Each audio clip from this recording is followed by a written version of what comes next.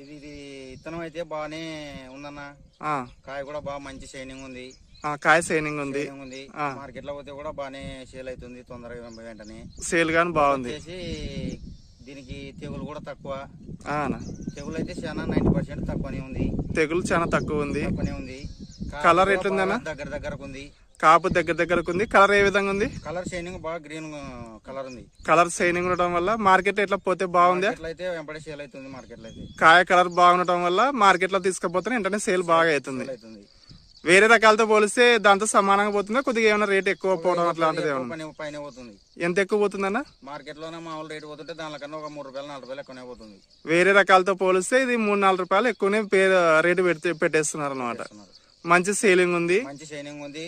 నాణ్యత కూడా బాగుంది. కాయ నాణ్యత బాగుంది. కూడా బాగా దగ్గర బాగా నిండా గరుచుకుంటుంది. కాపు దగ్గరకు ఉంది.